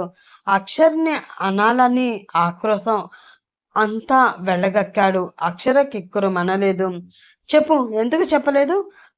అక్షర పాప గురించి తెలుసుకునే హక్కు నాకు లేదు అనుకుంటున్నావా బాధగా అన్నాడు. ఐఎమ్ సారీ శౌర్య, మొదట్లో కోపంతో చెప్పలేదు, గగన్తో అన్నావని మరింత కోపం వచ్చింది. కానీ పాప కిడ్నాప్ అయినప్పుడు చెప్పకపోవడానికి ధైర్యం చాలేదు. చనిపోయిందని తెలుసు, నాకు అసలు చెప్పలేకపోయాను. నువ్వు బాధపడతావు, నేను పడుతున్న నరకం నువ్వు పడకూడదని చెప్పలేదు ఏడుస్తూ అంది అక్షర. ఉద్ధరించావులే, బాధపడితే చెప్పరా? ఒకవేళ నిజంగానే పాపకి ఏదైనా అయితే శాశ్వతంగా నాకు పాప ఉందని తెలియకుండా ఉండేవాడిని కదా కోపంగా అన్నాడు. అక్షర మాట్లాడలేదు. ఏ, నోరు పెగలడం లేదు? అవును, ఇప్పుడు ఎందుకు వచ్చావు? పో, నీ సంజయ్షీలు క్షమాపణలు నాకేమీ అవసరం లేదు కోపంగా అన్నాడు శౌర్య. శౌర్య, నేను తప్పు చేశాను, ఒప్పుకుంటాను. ఏ, నువ్వు మాత్రం నన్ను బాధ పెట్టలేదా రోషంగా అంది. చూడు అక్షర, నేను చెయ్యని తప్పుకు నన్ను బలి చేశావు, అయినా తల వంచాను. ఇప్పటికీ నా మీద ఆ విషయంలో నీకు ఇంకా అనుమానంగానే ఉందని నాకు తెలుసు. నేను నిరూపించుకోలేను. అలాంటప్పుడు ఇంకా మన ఇద్దరి మధ్య ఈ వాదోపవాదాలు వద్దు. వెళ్ళిపో అక్షర. నమ్మకం లేకుండా నాతో కలిసి ఉండమని నిన్ను అడగను. వెళ్ళిపో కోపంగా అన్నాడు. ఈ విషయంలో కూడా నిన్ను అపార్థం చేసుకున్నందుకు నన్ను క్షమించు శౌర్య. ఈరోజు ఆ ఇన్స్పెక్టర్ని స్వేచ్ఛ తీసుకువచ్చింది అంటూ జరిగింది చెప్పింది. ఆ ఇన్స్పెక్టర్ చెప్పాడు కాబట్టి నా తప్పు లేదని వచ్చావా? లేకపోతే వచ్చేదానివి కాదు కదా! కోపంగా అన్నాడు. ఇన్స్పెక్టర్ చెప్పకపోయినా నీ దగ్గరికి రావాలనుకున్నాను. కానీ నీ దగ్గరికి వస్తే కన్నమ్మ గురించి తెలిసిపోతుంది కదా! ఎలా చెప్పను? నేను బా నేను పడుతున్న బాధ నీకు వద్దు అనుకున్నాను. అందుకే నీ దగ్గరికి రాలేకపోయాను. కానీ కన్నమ్మ బ్రతికే ఉందని తెలిసిన తర్వాత నీ దగ్గరికి రాకుండా ఎలా ఉంటాను? ప్లీజ్ నన్ను క్షమించు. ఏడుస్తూ అంది అక్షర. నువ్వు క్షమించని ఎంత తేలిగ్గా అన్నావో, అక్షర ఎన్నిసార్లు వేడుకున్నాను. నువ్వు క్షమించావా? నువ్వు ప్రెగ్నెంట్ అయిన విషయం కూడా నాకు చెప్పలేదు. అప్పుడు కూడా మీ ఇంటి చుట్టూ తిరిగాను కదా! ఈరోజు నువ్వు వచ్చి క్షమించు అనగానే క్షమించాలా? వద్దు. మనిద్దరికి పడదు. నువ్వు వెళ్ళిపో. అక్షర బాధ, కోపంతో అన్నాడు. రక్తం చుక్కలు లేనట్టుగా పాలిపోయింది. అంతలోనే తేరుకుంటూ, ఏమీ తప్పు చేయలేదు. కోపంగా ఉంది. తప్పు చేశాను కాబట్టి శిక్ష వేసి కోపంగా అన్నాడు. ఓహో! అందుకని ఇప్పుడు నాకు శిక్ష వేద్దాం అనుకుంటున్నావా? అయినా నువ్వు ఇప్పుడు తప్పు చేశావు. మరింత కోపంగా అంది అక్షర. నేనేం తప్పు చేశాను? అన్నాడు. కన్నమ్మ బ్రతికి ఉందని నాకు చెప్పావా? నువ్వు దాచావు కదా! నువ్వు కక్ష తీర్చుకున్నావు కదా! కోపంగా అంది. అది నేను పాపని తడబడ్డాడు శౌర్య. అంటే పాప బ్రతికుందని తెలిస్తే మళ్ళీ కాల పాపని చంపేస్తాడని చెప్పలేదు. సమర్థించుకున్నాడు శౌర్య.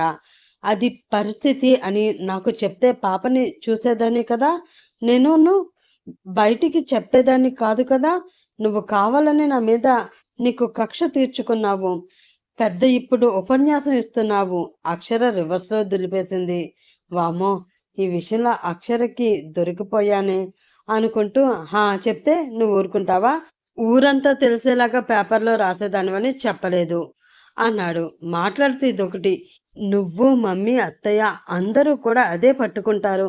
నన్ను అడగడానికి ఏ కారణం దొరకదు కదా మీకు కోపంగా అంది. శౌర్య సమాధానం చెప్పలేనట్లు చూపులు తిప్పుకున్నాడు. అసలైతే నువ్వే నాకు క్షమాపణ చెప్పాలి శౌర్య.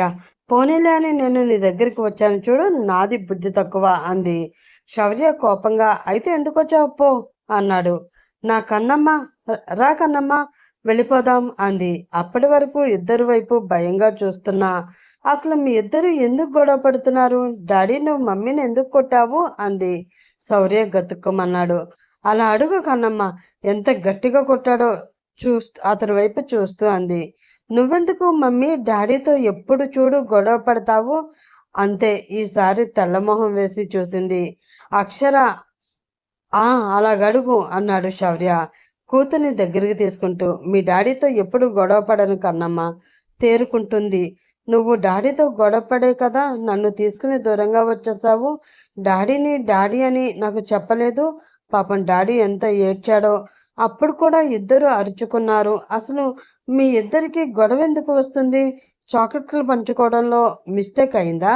ఐస్ క్రీమ్ దగ్గర గొడవ అయిందా అంది. అంత సీరియస్ వాతావరణంలోనే ఇద్దరికే నవ్వొచ్చింది. అవును, కర్మ. మీ మమ్మీ చాక్లెట్ నేను తినేశానని నాతో గొడవపడి నిన్ను తీసుకుని దూరంగా వచ్చేసింది అన్నాడు శౌర్య. అచ్చా, ఒక్క చాక్లెట్ కోసం ఇంత గొడవ పడ్డారా? నా దగ్గర ఉన్న చాక్లెట్స్ మీ ఇద్దరికి ఇస్తా. గొడవ పడకండి ఇంకా అంది. ఇద్దరు మొహమొహాలు చూసుకున్నారు. ఆ వెంటనే ఇద్దరి పెదవులపై చిరునవ్వు మెరిసింది. శౌర్య కోపం తగ్గిపోయిందని అర్థమైంది అక్షరకి. వెంటనే అతని దగ్గరికి వెళ్ళి హత్తుకుని సారీ, ఐఎమ్ వెరీ సారీ, ఇంకెప్పుడు ఇలా చేయను అంది గారంగా. ఇంకోసారి ఇలా చేస్తే జన్మలో నీ మొహం చూడను. కన్నమ్మని తీసుకుని దూరంగా వెళ్ళిపోతాను బెదిరింపుగా అన్నాడు. అక్షర భయపడింది. వెంటనే ఇంకెప్పుడు అలా చేయను. నువ్వు కన్నమ్మ దూరమైతే నేను బ్రతకలేను బేలగా అంది. ఇన్ని సంవత్సరాలు నాకు దూరంగా ఉండే బ్రతకలేదు. భలే మెల్ట్ చేస్తారు.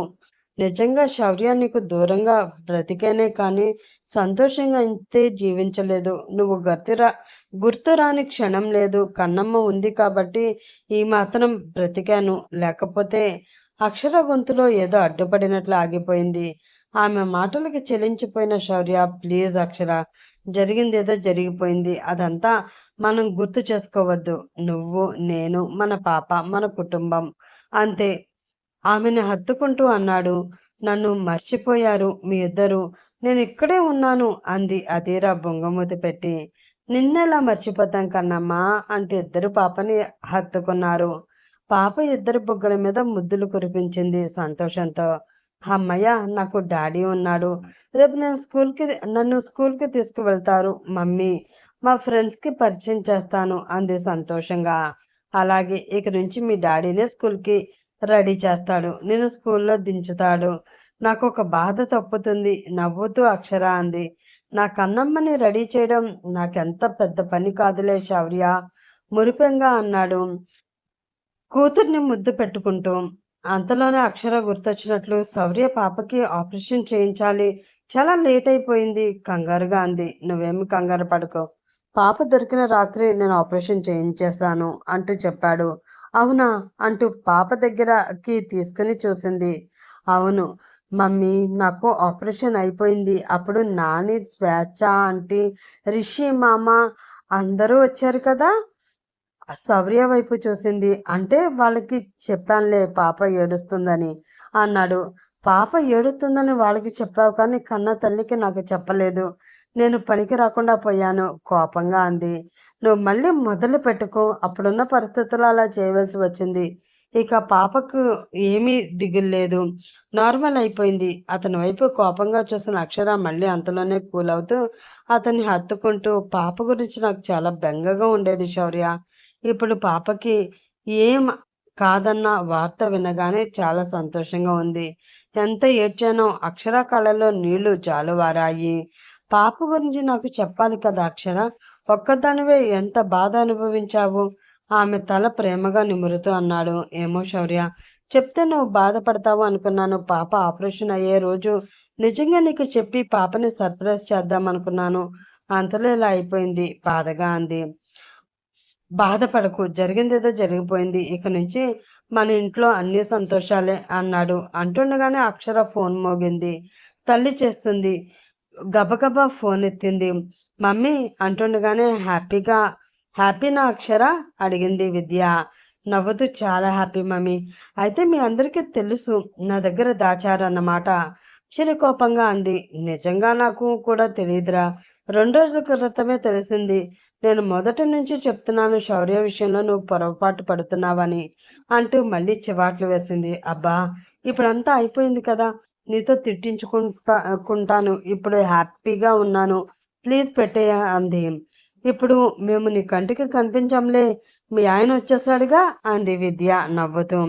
అవును, ఏంటంటే నువ్వు ఫోన్ పెట్టే దబాయిస్తూ అంది అక్షర. చేస్తాను కానీ నిన్ను తీసుకుని శౌర్య వస్తా అన్నాడు. త్వరగా రండి, రేపు మనం పెళ్లి మాటలకి వెళ్ళాలి అంది విద్య. పెళ్లి మాటలా ఆశ్చర్యంగా అంది. అవును, గగన్కి పెళ్లి సంబంధం మాట్లాడడానికి వెళ్ళాలి అంది. అవునా, సంతోషంగా అంటూ ఎవరు ఇంతకీ పెళ్లి కూతురు అంది అక్షర. ఎవరో ఏంటి, స్వేచ్ఛ వాళ్ళింటికి వెళ్ళాలి అంది. గగన్ తననే చేసుకుంటాను అన్నాడు, వెళ్ళి మాట్లాడాలి. ముహూర్తాలు పెట్టేసుకోవడమే, ఊరికే ఫార్మాలిటీగా కలుస్తున్నాం అంతే అంది విద్య. ఆశ్చర్యంగా బాబా స్వేచ్ఛను చేసుకుంటా అన్నాడు. ఇదెలా ఆశ్చర్యంగా? ఏమో, వాడే ఫోన్ చేసి స్వేచ్ఛ వాళ్ళ ఇంటికి వెళ్ళి మాట్లాడమన్నాడు. వాడు పెళ్లి చేసుకోవడమే కదా మాకు కావాల్సింది, అందుకే మేము ఒప్పుకున్నాం. రేపు మనం అందరం కలిసి వెళ్దాం అన్నాడు. కాసేపు తల్లితో మాట్లాడి ఫోన్ పెట్టేసింది. గగన్ బావ స్వేచ్ఛన తనలో తానే నవ్వుకుంటూ పైకి అంది. ఎందుకంత ఆశ్చర్యం? స్వేచ్ఛ మీ బావని ప్రేమించింది, ఇన్నాళ్ళకి ధైర్యం చేసి చెప్పినట్లుంది. తను ఒప్పుకున్నాడు. ఇది ఎలా జరిగింది? అసలు అనుమానమే రాలేదు. ఉండు, దీని పని చెప్తాను అంటూ గబగబా స్వేచ్ఛకి ఫోన్ చేసింది. ఫోన్ ఎత్తగానే మిత్రద్రోహి అంటూ కుక్క తిట్లు తిట్టి వాయించేసింది అక్షర. నేను కాదే, నువ్వు మిత్రద్రోహివి అంది స్వేచ్ఛ నేను మిత్ర హ్మ్. నేనేం చేశాను? అంది. నువ్వు నన్ను ఇప్పుడు ఎందుకు తిట్టావో చెప్పు అంది. అమ్మ మా బావని ప్రేమించి నాకు చెప్పలేదు. అసలు అనుమానం కూడా రాకుండా ఎలా మేనేజ్ చేసావే? అంది. చెక్ చేయడం లేదు. ఏమీ లేదు. చీట్ చేయడము లేదు. ఏమీ లేదు. ఎప్పటినుంచో గగన్ అంటే నాకు ఇష్టం. తనకేమో పెళ్లి మీద ఇష్టం లేదు. ఎలా చెప్పాలా అని అనుకుంటుండగా తను పెళ్లికి ఒప్పుకున్నాడన్న విషయం తెలిసింది. ఇప్పుడు కూడా చెప్పకపోతే ఇంకా చేయి జారిపోతాడని నేనే ఫోన్ చేసి చెప్పేశాను మరి. చెప్పాను. "నువ్వంటే నాకు ఇష్టమయ్యా మగడా పెళ్లి చేసుకో బాబు" అని. ఇంకేముంది ఎవరితో ఒక దాన్ని చేసుకోవాలి కదా! అది నువ్వైతేనే బెటర్‌లే. తెలియని దేవత కంటే తెలిసిన దెయ్యమే మంచిదని ఒప్పుకున్నాడు అంది స్వేచ్ఛ నవ్వుతూ. చూసావా! ఇంత జరిగినా నాకు చెప్పలేదు అందుకే నేను తిట్టాను అంది. అలా అయితే నిన్ను 1,00,000 బూతులు తిట్టాలే. నేను శౌర్య గురించి ఎన్ని సార్లు అడిగినా మీ హస్బెండా మీ ఇద్దరి మధ్య ఏదో ఉందంటే అబ్బబ్బా! ఏం నటించావు? ఏమీ లేదు, ఏమీ లేదు అంటూ తను తిట్ల వర్షం కురిపించింది స్వేచ్ఛ. నేనింక భరించలేను. ఉంటాను. రేపు కలుస్తాను అంటూ పక్కన ఫోన్ పెట్టేసింది. అక్షర, శౌర్య నవ్వుతూ చూస్తున్నాడు. బావ అసలు పెళ్లి చేసుకోడే అనుకున్నాను. స్వేచ్ఛతో ఒప్పుకున్నాడు. నేను చాలా హ్యాపీగా ఉన్నాను అంటూ అతన్ని హత్తుకుంది. ఇప్పటికైనా గగన్ మనసు మార్చుకుని పెళ్లికి ఒప్పుకున్నాడు. ఇంట్లో అందరూ సంతోషపడుతున్నారు అన్నాడు. నాకు చాలా సంతోషంగా ఉంది. నీకు సంతోషంగానే ఉంటూ ఉంటుంది కదా! గు గురువుగా గుర్రుగా అంది. అవును. సంతోషంగానే ఉంది. అయినా ఎందుకలా అంటున్నావు? అంటే ఇంకా అలాగే ఉంటే నీకు ఎప్పుడోకప్పుడు అనుమానం వస్తుందేమో అని మాట పూర్తి కాకముందే మూతి మీద ఒక్కటేశాడు శౌర్య. మంట పుట్టడంతో అబ్బా అని అరిచింది. ఎందుకు కొట్టావు? కోపంగా అంది. ఏంటి? నేనేదో పాపని చూసి అనుమానంతో అన్నానే అనుకో. ఇప్పుడు కూడా ఎందుకంటావు? నాకు అలాంటి డౌట్‌లేమీ లేవు. ఇంకోసారి ఆ మాట అంటే చంపేస్తా. నిన్ను నేను తప్ప ఎవ్వడు భరించడులే. ఈ జన్మకి నువ్వే నా పెళ్ళానివి. భరించక తప్పదు అన్నాడు. నిన్ను అంటూ అతన్ని దబాయించింది అక్షర. ఎందుకు అంది అదీరా. విసుగ్గా మొహం పెట్టి ఇద్దరూ నవ్వుతూ చూశారు కూతురు వైపు. మీ ఇద్దరు గొడవ పడకండి. పనిష్మెంట్లు ఇస్తాను. అమ్మా అసలు ఇద్దరికి భయం లేకుండా పోయింది. తల్లి తనని ఎలా బెదిరిస్తుందో అలా బెదిరించింది. కూతురు ముద్దుగా బెదిరిస్తుంటే అక్షర చాలాసేపు నవ్వుతూనే ఉండిపోయింది. నవ్వుతున్న అక్షరాన్ని చూస్తూ ఉండిపోయాడు శౌర్య ప్రేమగా. సమాప్తం. ఈ స్టోరీ ఇంతటితో అయిపోయిందండి. మంగళం పాడేద్దాం. మరొక మంచి స్టోరీలో కలుసుకుందాం. అప్పటి వరకు బాయ్ బాయ్. అలాగే ఈ స్టోరీ ఎలా ఉందో చెప్తే అనూహ్య గారు ఆ కామెంట్స్ చూసి సంతోషపడతారు. Bye friends. Have a nice day.